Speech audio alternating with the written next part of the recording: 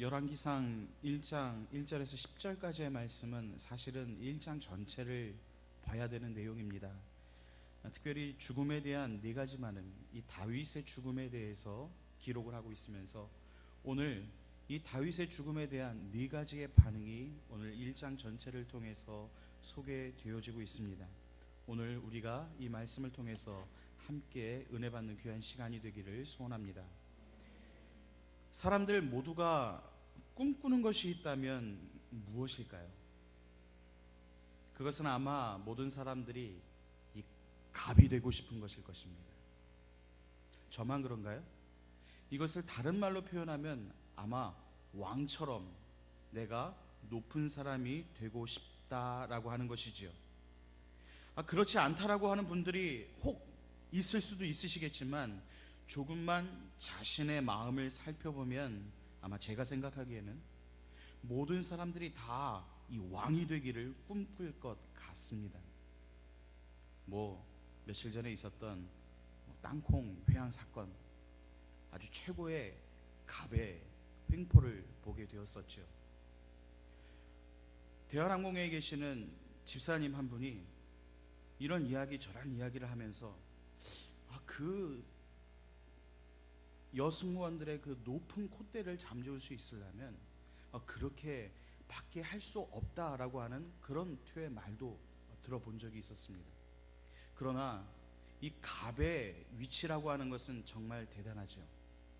어떤 경우에는 이 갑의 갑질을 우리는 그것을 용납하기가 힘든 그런 시대를 살고 있습니다.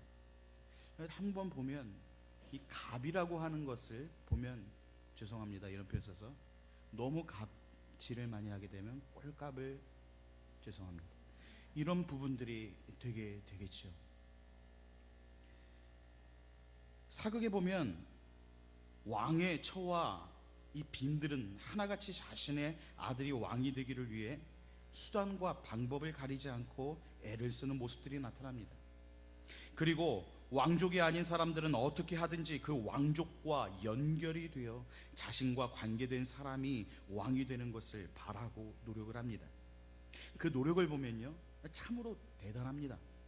수단과 방법을 가리지 않습니다. 음모와 술수를 가리지 않습니다.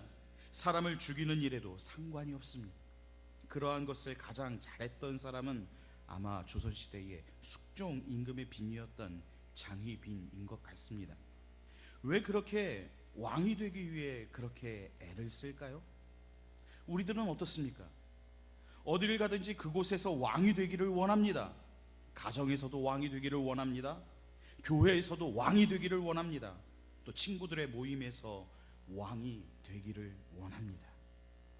그렇게 될 수 없을 때에는 이 왕이 된 자들 편에 서려고 무지 노력을 하는 장면들도 있지요. 그들 가까이에 있으려고 하고 또 그들의 눈에 잘 보이려는 곳에 있으려고 합니다. 내가 왕이 되지 못하면 차라리 그 왕의 손길이라도 받으려는 노력을 하게 되는 것이지요. 오늘 우리는 열왕기상 1장의 말씀을 나누고자 합니다. 말 그대로 왕들의 이야기를 말씀으로 나누게 됩니다. 왕에 관한 역사는 우리나라 왕조실록이 가장 잘 기록되었다라고 사람들은 말합니다. 하지만 성경의 열왕기나 역대기는 이 조선 왕조실록과는 다릅니다.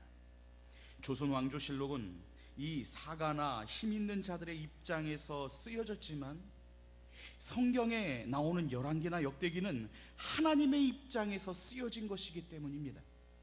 열왕기는 왕들의 이야기지만 또한 우리들의 이야기입니다. 왜냐하면 우리가 되고 싶어하는 것이기에 더욱더 그렇다는 것입니다. 열왕기서가 오늘 저와 여러분들에게 주는 말씀이 무엇일까요? 열왕기 기자가 본서를 통해서 당시의 독자들은 예루살렘 멸망 이후에 바벨론으로 끌려가서 포로 생활을 하고 있던 그 유다의 백성들을 이야기합니다. 그들에게 전하고자 했던 메시지를 지금 여기서 우리가 되짚어봄으로써 함께 은혜를 나누려고 합니다. 오늘 하나님의 말씀에 귀를 기울이며 또 은혜와 진리로 충만한 시간이 되었으면 좋겠습니다. 그렇게 긴 시간은 설교하지 않을 것 같습니다. 그러나 귀를 기울이시고 오늘 저와 함께 성경 속으로 여행을 한번 떠나보시오. 열왕기는 다윗의 죽음으로 시작을 합니다. 그런데 오늘 본문을 보고 있으면 우리가 지금 조선 왕조 실록을 읽고 있는지 아니면 이스라엘 실록을 읽고 있는지 착각이 될 정도입니다. 왜냐하면 소위 왕자들의 난이 벌어지고 있기 때문입니다. 지난 40여 년 전 다윗은 사울과 요나단의 죽음에 대해 숭고한 반응을 보였습니다. 즉 조가를 지어 부름으로써 존경과 사랑을 나타내 보였습니다. 그러나 지금 임종을 앞둔 다윗 자신에게는 숭고한 반응은 고사하고 애도하는 사람조차 없습니다. 대신 집안은 온통 싸움판이 되어버리고 말았습니다. 왕위 계승을 위한 왕자들의 싸움, 즉 넷째 아들 아도니아와 10번째 아들인 솔로몬과의 왕권 경쟁의 모습이 담겨 있습니다. 오늘 본문에는 다윗의 죽음에 대한 반응이 4가지로 나타나고 있는데요, 첫 번째 반응을 우리가 한번 살펴볼까요? 첫째는 신하들의 반응입니다. 이 신하들의 반응으로서 다윗의 죽음은 이 신하들에게 있어서는 해결해야 할 문제라는 것입니다. 그들의 임무는 왕을 섬기는 것이었고, 따라서 그들은 다윗을 병석에서 일으켜 세워서 예전처럼 이 왕을 움직이도록 만드는 것이 자신들의 임무라고 생각을 했습니다. 그리고 최선을 다합니다. 왕의 온기를 회복시키기 위해서 먼저 이불을 더 많이 덮어주는 방법을 사용합니다. 자, 1절 모습이죠. 우리가 한번 같이 읽어볼까요? 시작. 다윗 왕이 나이가 많아 늙으니 이불을 덮어도 따뜻하지 아니한지라. 이불을 덮어도 따뜻하지 않습니다. 그래도 별 효과가 없자 이번에는 아름다운 처녀로 치료하는 방법을 선택해 봅니다. 그 내용이 2절에 나오지요. 같이 한번 봅시다. 시작. 그의 시종들이 왕께 아뢰되 우리 주 왕을 위하여 젊은 처녀 하나를 구하여 그로 왕을 받들어 모시게 하고 왕의 품에 누워 우리 주 왕으로 따뜻하시게 하리이다 하고. 그러나 신하들은요, 다윗의 죽음의 병을 치료하는 일에 2번 모두 실패해 버리고 맙니다. 실패할 때마다 다윗은 그들이 처리해야만 하는 문제거리가 돼 버리고 말았습니다. 오히려 다윗은 이제 인격체로 대접받지 못합니다. 이것이 대부분의 현대인들이 죽음을 대하는 정서입니다. 죽음을 하나의 문제로 취급할수록 사람들은 그런 취급을 당하지 않으려고 자신의 힘과 돈으로 노후를 준비합니다. 돈이 있어야 사람 대접 받는다는 것이지요. 그래서 무리를 해서라도 보험, 연금, 저축 등을 하고 있는지 모르겠습니다. 2번째 반응을 볼까요? 2번째 반응은 아도니아의 반응입니다. 다윗의 죽음은 이 아도니아에게 있어서는 잡아야 할 기회라고 하는 것입니다. 아도니아는 비록 다윗의 넷째 아들이지만 서열상 왕위 계승자였습니다. 왜냐하면 장남에서부터 셋째까지 암논, 길르압, 압살롬 모두 이미 죽었기 때문입니다. 그래서 다윗이 병석에 누워 있은 지 오랜 기간이 지났음에도 불구하고 쉽사리 죽지 않자 이 아도니아는 참을 수가 없었습니다. 다윗이 살아있는 한 그는 나의 미래를 막는 존재일 뿐입니다. 아버지가 살아계신데 그 아들이 생각하는 것이 그 아버지가 걸림돌이 된다는 겁니다. 마침내 아도니아는 완전히 인내심을 잃어버리고 맙니다. 내가 왕이 되리라. 5절 말씀인데요, 5절 상반절에 이렇게 기록합니다. 그때에 학기세 아들 아도니아가 스스로 높여서 이르기를 내가 왕이 되리라 하고 라고 말합니다. 그리고 왕이 되기 위한 구체적인 행동에 들어갑니다. 먼저 첫 번째로 자신을 보좌할 군사들을 모읍니다. 자기를 위하여 병거와 기병과 호위병 50명을 준비하니 5절 하반절에 나오죠. 또 7절에 보니까 군사적으로 막강한 권력을 가진 군대 장관 요압과 또 종교적으로 영향력이 있었던 그 당시의 제사장 아비아달을 그의 측근으로 만듭니다. 아주 정치력이 대단하지요. 아도니아가 수레의 아들 요압과 제사장 아비아달과 모의하니 그들이 따르고 도우나라고 7절에 말씀합니다. 이는 정계와 종교계를 장악하기 위한 의도였음이 다분합니다. 세 번째로 여러 왕자들과 자기를 따르는 자들을 모아서 자신이 왕위에 오른 것을 자축하는 잔치를 벌입니다. 그 모습이 9절에 나오는데요. 우리 같이 한번 읽어볼까요? 시작. 아도니아가 에르노겔 근방 소헬렙 바위 곁에서 양과 소와 살찐 송아리를 잡고 왕자 곧 자기의 모든 동생과 왕의 신하된 유다 모든 사람들을 다 청하였으나, 오늘 13절에 보면 이렇게 됩니다. 당신은 다윗 왕 앞에 들어가서 아뢰기를, 내 주 왕이요 전에 왕이 여종에게 맹세하여 이르시기를, 내 아들 솔로몬이 반드시 나를 이어 왕이 되어 내 왕위에 앉으리라 하지 아니하였나이까? 그런데 아도니아가 무슨 이유로 왕이 되었나이까 하소서. 18절에 보니까 이렇게 말합니다. 이제 아도니아가 왕이 되었어도 내 주 왕은 알지 못하시니이다. 25절에 보니까 이렇게 기록합니다. 그가 오늘 내려가서 수소와 살찐 송아지와 양을 많이 잡고 왕의 모든 아들과 군 사령관들과 제사장 아비아들을 청하였는데 그들이 아도니아 앞에서 먹고 마시며 아도니아 왕은 만세수를 하옵소서 하였나이다. 오늘 전체적인 내용들이 좀 보이십니까? 이런 군사적인 반란, 이 반란은 쿠데타였습니다. 다윗이 두 번째 당하는 일입니다. 먼저는요, 그의 아들이었던 압살롬이었고, 지금은 아도니아에 의해서 다윗은 쿠데타를 당하게 되죠. 두 아들 모두에게 있어서 아버지는 개인적인 야망을 성취하는 길에 놓인 장애물일 뿐이었습니다. 그래서 압살롬은 아버지 다윗을 죽이려고 했고, 또 아도니아는 아버지 다윗을 무시해버리고 말았습니다.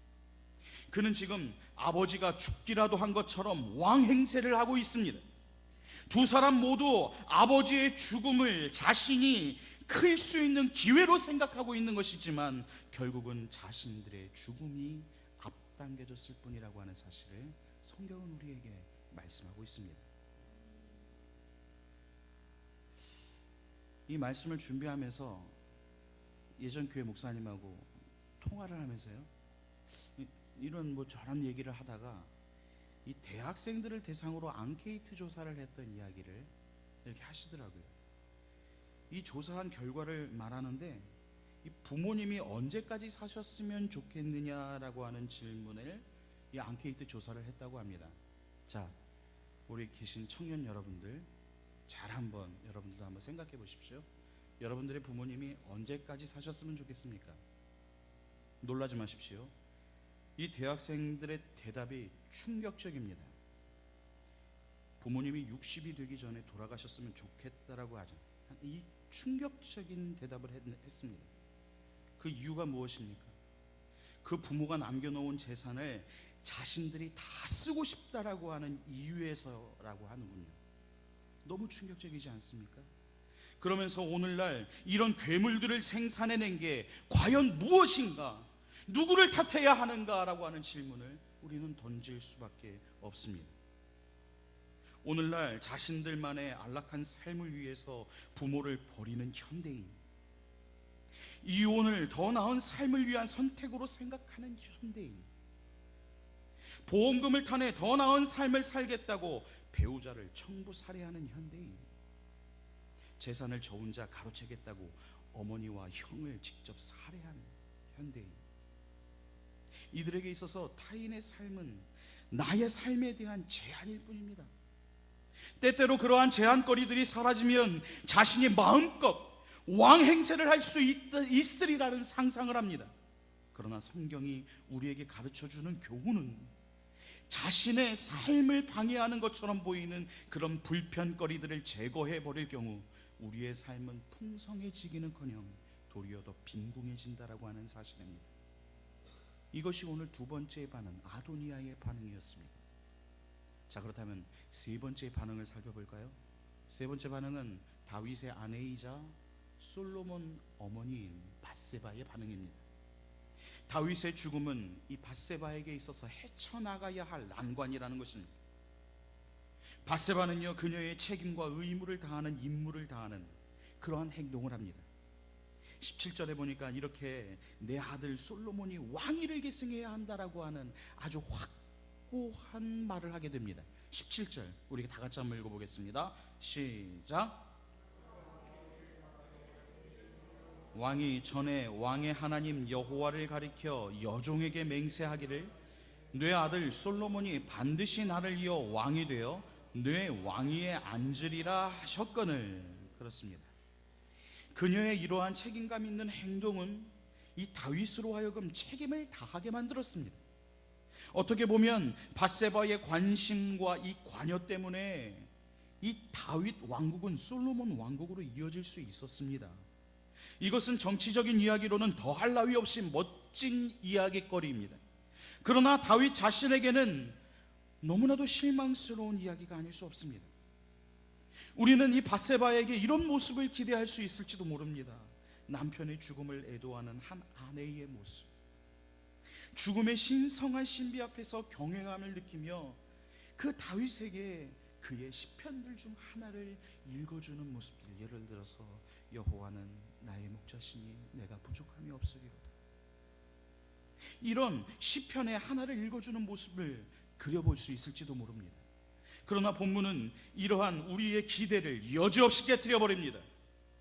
결국 밧세바가 다윗의 병상을 찾은 것은 그의 죽음의 가치 때문이 아니라 그의 죽음과 관련된 그녀의 책임 때문이었습니다. 이대로 죽으면 어떻게 해요? 유언이나 유서도 남기지 않고 가버리면 그 혼란을 어떻게 감당해요? 오늘 현대로 바꾸면 은행 잔고와 부동산과 회사는 누구에게 맡겨야 하나요? 당신이 전에 내게 했던 말, 이 재산은 모두 당신이 알아서 처리하시오라고 하는 말을 이 온 가족들이 보는 앞에서 다시 한 번만 더 말해주세요. 그리고 그녀의 관심은 장례 절차가 매끄럽게 잘 진행되는지, 아니면 문상객으로 누가 왔고 누가 오지 않았는지에 쏠려 있습니다. 다시 말해서 고인에 대한 존경과 사랑, 죽음에 대한 애도보다는 자신의 책임에 오히려 더 관심이 많은 모습입니다. 이것은 제가 성경을 연구하면서 본 하나의 방법적인 관점일 뿐입니다. 그러나 오늘 성경은 밧세바의 그 책임이 하나님의 인도하심에 따라 움직였다라고 하는 사실을 우리는 또 기억할 수 있습니다. 그러나 오늘 제가 같이 성경을 연구하면서 본 밧세바의 반응은 좀 네거티브한, 부정적인 모습을 담고 있는 것이지요. 오늘 네 번째의 반응이 있습니다. 그것은 바로 아비삭의 반응입니다. 그녀는 다윗의 임종을 그저 지켜주는 것이었습니다. 아비삭은 다윗의 임종을 둘러싼 암흑과 혼란 속에서 아주 빛나는 진주와 같습니다. 앞에 세 가지의 비인격적인 반응과는 전혀 다른 반응거리입니다. 그녀는 죽어가고 있는 다윗과 함께 있었습니다. 15절에 이렇게 말합니다. 밧세바가 이에 침실에 들어가 왕에게 이르니 왕이 심히 늙었으므로 수냄 여자 아비삭이 시중들었더라. 네, 다른 사람들과는 달리 달성해야 할 야망이나 무언가를 얻어낼 책략 같은 것이 없이 오직 그저 섬기기 위해서 그 자리에 있고 오직 섬기는 것으로 만족하는 한 여인, 그녀는 수냄 여자 아비삭입니다. 다윗은 죽어가면서 신하들과 아들 아도니아와 그의 아내 밧세바에게 철저하게 버림받았습니다.